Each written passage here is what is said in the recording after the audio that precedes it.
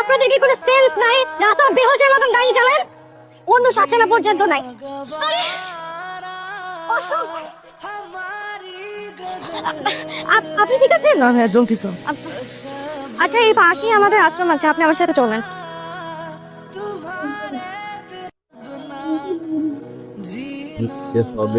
পারা খালা, একটু পানি নিয়ে আসো তো। এখানে বসুন। মা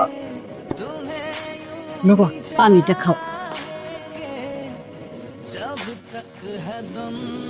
আপনি খাইছেন দুপুরে?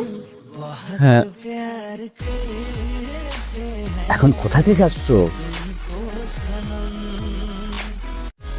হ্যাঁ আমি আসলে একটা কাজ খুঁজতে আসছি। কাজকর্ম পারেন তো? সব পারি, সব। রান্না করতে পারেন? কালকে থেকে আপনি আমার পার্সোনাল অ্যাসিস্ট্যান্ট হিসেবে কাজ করবেন। আগে কাজ শিখবেন, তারপর বেতন। Done deal. মানে ঠিক আছে, আমি রাজি। বাবা এই যে ভাতটা খেয়ে নাও, খাও।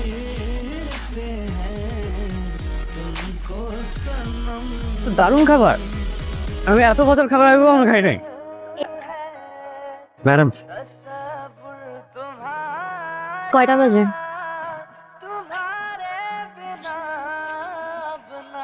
Sorry madam. আমাকে ম্যাডাম ডাকবেন না। কি ডাকবো? আপু ডাকতে পারেন। আচ্ছা। না, আপু না ডাকি। মানে আমি আপনার নিচে কর্মরত, আপনাকে দেখলে একটা ম্যাডাম ম্যাডাম ফিল হয়। যাইবা? কোথায় যাবে? মনাবাজার। হ্যাঁ যাবো। কত দিবা? 70 টাকা। চলো। এখান থেকে এখানে 70 টাকা ভাড়া হয়? আজীবন 30 টাকায় গেছে। 40 টাকা দিয়ে না পা। 30 টাকা যাবেন আপনি? 30 টাকা মানে 30 টাকায়। উঠেন। আপনার বয়স কত? গতকালও তো করলা কিনলাম 35 টাকা কেজি, আজকে 50 টাকা হয়ে গেল। 2 কেজি নিব, 40 টাকা দিব। ঠিক আছে। 80 টাকা রাখুন। চুরি করার অভ্যাস আছে? হ্যাঁ? না মানে আগে যে ছিল সে প্রতিদিন 50-100 টাকা করে মারতো। না না না, আমার 50-100 মারার অভ্যাস নাই। খুদ খেয়ে কোনো লাভ আছে? মারলে বড় দেয়, এক দানে লাইফ সেট। আপা টাকা না। চলেন। কুকি কি হচ্ছে?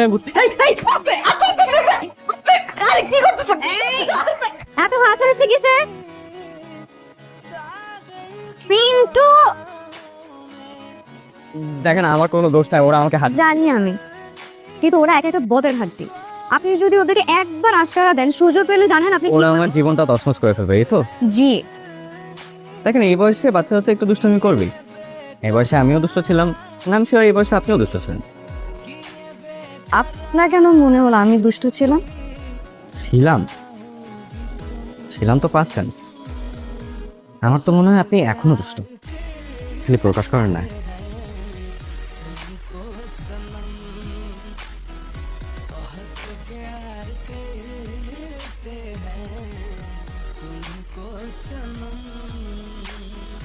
কি হয়েছে?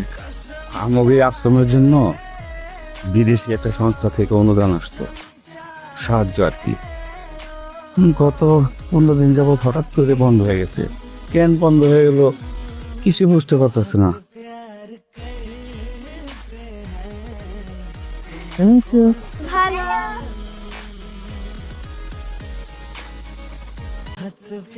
খুশি?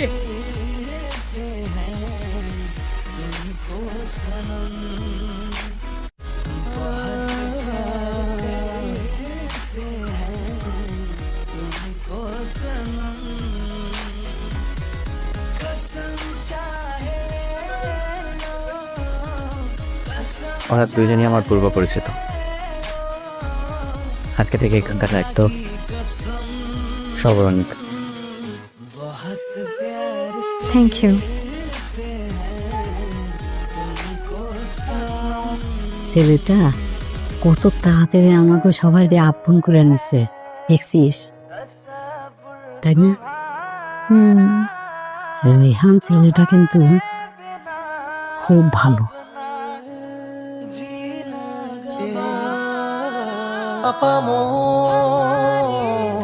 বৃষ্টি গোধূলি বিকেলে হারাই তোমার ভ্রমে হিমেল হাওয়া ছুঁয়ে যায় কাঁপা মন বৃষ্টি। শেখ মানুষ, এই বাড়ির মালিক একটু ডাকেন, তার সাথে একটু ব্যবসায়িক আলাপ আলোচনা আছে। আমি মালিক, বলেন। ও, আপনি মালিক? তাহলে তো জিনিসটা সহজ হয়ে গেল। আমাদের স্যার এখানে একটা কমার্শিয়াল বিল্ডিং বানাবে, আপনি জায়গাটা ছাইড়া দেন, তাতে আপনার মঙ্গল হবে, আপনার রাষ্ট্রীয় মানুষগুলোর মঙ্গল হবে। করতে আর একবারও আপনাকে এই কথা বলছি যে আমি এই জমি বিক্রি করব? আশেপাশে যারা আছে না, তাদের সবার জায়গা নেওয়া হয়ে গেছে, শুধু আপনার জায়গার জন্য বিল্ডিং এর কাজটা হচ্ছে না। আপনারা প্লিজ এখান থেকে চলে যান, আর নেক্সট টাইম কোনোদিন যেন না দেখি আপনাদেরকে এখানে। আমি এখানে জমির কোনো কারবার নিয়ে বসে নাই। অন্য কোথাও যে জমি দেখেন, যান প্লিজ, আপনারা এখান থেকে চলে যান। হ্যালো, আপনার অনেক ভালোভাবে বুঝাই আসছিলাম, আপনি জিনিসটা বুঝেন নাই। মাত্র তো কারেন্ট গেছে, কিছুদিন পর কারেন্টের মতো বাড়িটাও যাইবো গা। ভালোই ভালোই কইতাছি বাড়িটা ছাইরা দেন, আপনার মঙ্গল হইব। না হলে সামনে কিন্তু অনেক বড় ক্ষতি অপেক্ষা করতেছে আপনার জন্য। আপনার সাথে আমার কিছু কথা আছে। তা তো নিশ্চয়ই, বসেও তো কথা বলা যায়। আমি আশ্রমের বিষয়ে শুনেছি, ওখানে ইলেকট্রিসিটির প্রবলেম, পানির প্রবলেম। আমি ওদেরকে বলে দিয়েছি সমস্ত কিছু ঠিকঠাক করে দিবে। মাথা ঠান্ডা করে বস বস বস বস। বলো, কি বলতে চাও বলো। জি, আমি আশ্রমের ব্যাপারে কথা বলতে এসেছি। যে প্লটটা নিয়ে আপনারা উঠে পড়ে লেগেছেন, আচ্ছা আচ্ছা আচ্ছা। আপনি কি নিজে পরিবর্তন ছাড়া কিছু চিন্তা করতে পারেন না? এতগুলো অসহায় মানুষ আশ্রম ছেড়ে দিলে কোথায় যাবে? মা জাননী, এইগুলা নিয়ে তুমি একদম ভেবো না। আমি তো তোমাকে আগেই বললাম, ওদের সমস্ত ব্যবস্থা হয়ে যাবে। কোনো জায়গায় জায়গায় ওদের থাকার ব্যবস্থা করে দিবেন? সেটাও যদি করেন, কতদিন করবেন? উদ্দেশ্য হাসিল হওয়া পর্যন্ত। তারপর তো ঠিক ছুঁড়ে ফেলে দিবেন। এত টাকা নিয়ে আপনি কি কবরে যাবেন? আমি যতদিন বেঁচে আছি আমার আশ্রমের কিছু হতে দেব না। আপনি আর আপনার লোক আমি যেন আমার আশ্রমের আশেপাশে কোনোদিন না দেখি। আসি।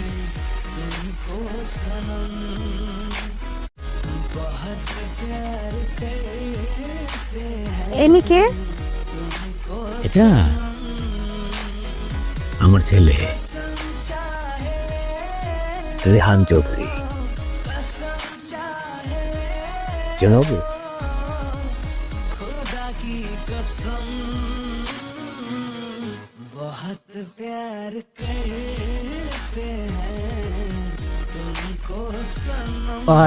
তোমার বাপজান চলে আসছে। বাবজান বসেন, নাস্তা করেন। হ্যাঁ না বাবা, আমি একটু বাইরে যাবো। বলেন কি, আপনি বাইরে যাবেন? এই কথা শোনার সাথে সাথে তো আমার বুকের মধ্যে কেমন যেন ধরপর করে ওঠে। ওর বাবা, কি যে বলো না তুমি মাঝে মধ্যে। হ্যাঁ, খাওয়া খাওয়া বলতো আমার কথা। কত লোক কিছু না আমার, তুমি তুই কি করছিস মা? স্যারের নাম রেহান চৌধুরী, সেলিম রেজা চৌধুরীর একমাত্র ছেলে, যে আমাদের এই আশ্রমের জায়গাটাকে কমার্শিয়াল প্রপার্টি বানাতে চায়। আর সেটা হাসিল করার জন্যই স্যার এখানে এসেছেন। আর একটা মিথ্যা না, আপনি হলেন একটা খুনি।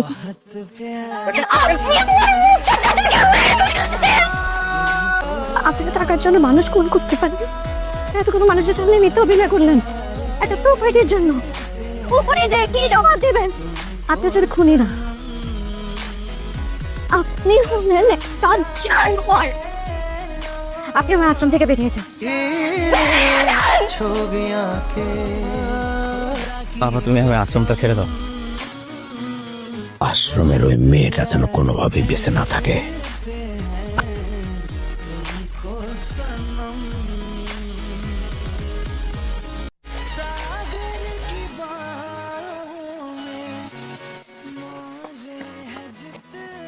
আপনি এখানে কেন আসছেন?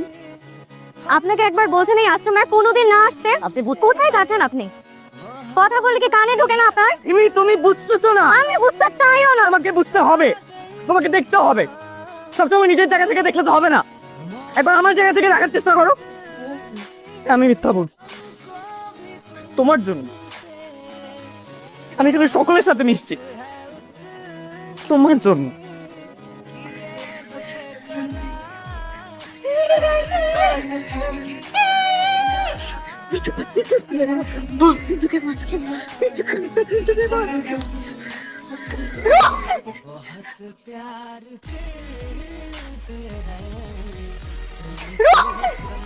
आ